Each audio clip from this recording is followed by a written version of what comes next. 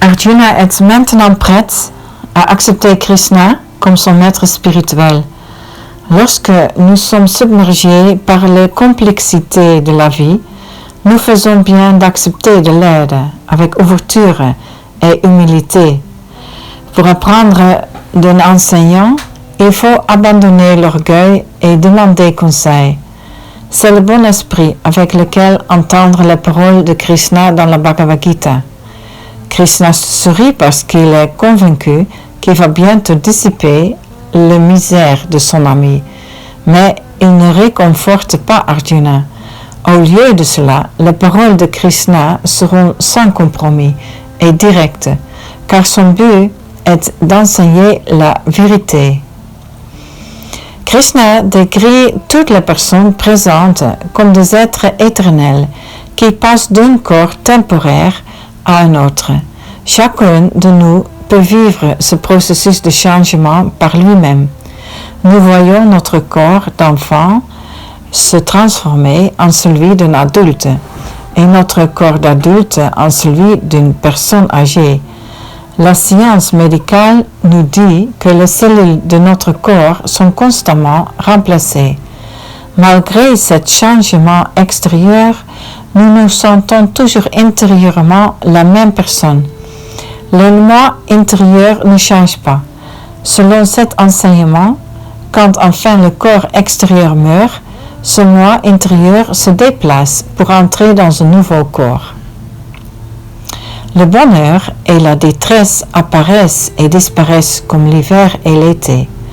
Ils proviennent des perceptions, des sens, et vous devez apprendre à les tolérer sans être dérangé. Quand on n'est pas troublé par le bonheur et la détresse, et qu'on est stable dans les deux, on est apte à la vie éternelle. L'irréel n'a pas d'existence permanente. Le réel existe pour toujours sans changement. Ainsi concluent les voyants de la vérité qui ont étudié la nature des deux. Nous sommes des êtres éternels, mais nous expérimentons à travers nos sens et notre esprit les conditions en constante évolution de ce monde temporaire du froid de l'hiver et la chaleur de l'été. Si nous pratiquons la patience face au plaisir et aux peines de la vie et le bonheur et la détresse qu'ils apportent, nous apprenons à distinguer la vérité qui est éternelle dans l'illusion. Par la loi de la nature, ce qui est né doit mourir, mais le moi n'a pas de naissance et donc pas de mort. L'âme est la vie elle-même. Nous pouvons percevoir la présence du soleil par sa chaleur et sa lumière, même lorsqu'il est caché derrière des nuages. De même, on peut percevoir la présence de soi par la vie qu'il donne au corps. Cette vie, nous appelons conscience, et elle est indestructible.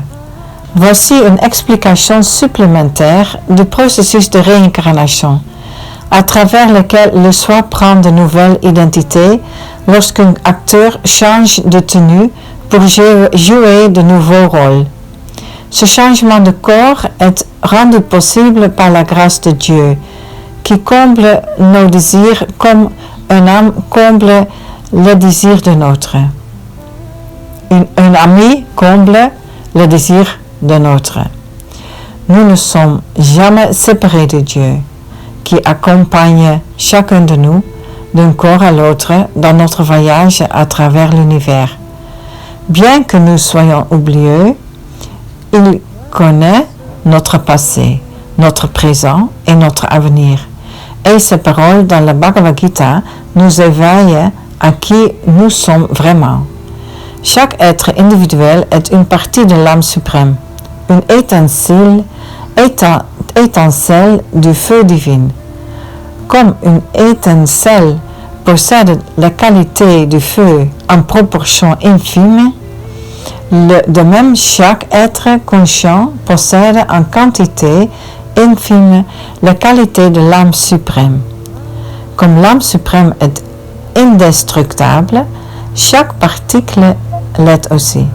Chacun a une identité unique à ne jamais perdre ou dissoudre. Se réveiller notre identité éternelle en tant que compagnon de Dieu est le plus grand but de la vie.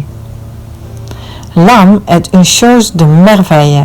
Pourtant, la plupart d'entre nous sont trop préoccupés par le monde extérieur pour le contempler. Sans savoir qui ou quoi nous sommes, nous luttons pour l'existence, ignorant que la solution à tous nos problèmes se trouve dans la compréhension de soi. Les paroles de Krishna prononcées sur un champ de bataille ne laissent aucune place à la sentimentalité. Tout dans ce monde doit disparaître à la fin. Cependant, prendre la vie d'une autre créature, même si le soi vie indemné, interfère avec le destin de cet être. Se tuer apporte sa réaction pour l'agresseur. Le devoir des forts est de protéger les faibles. Le devoir des forts est de protéger les faibles. Les Écritures promettent la naissance dans le lieu céleste à une guerrière qui meurt en combattant pour une cause aussi juste. Il existe plusieurs niveaux d'existence dans le monde matériel. Le royaume céleste se situe au-dessus du plan terrestre, mais ils sont toujours dans le monde de la naissance et de la mort. Krishna complète ici son enseignement sur l'âme. Il va maintenant enseigner comment l'âme doit agir pour se libérer des liens du karma.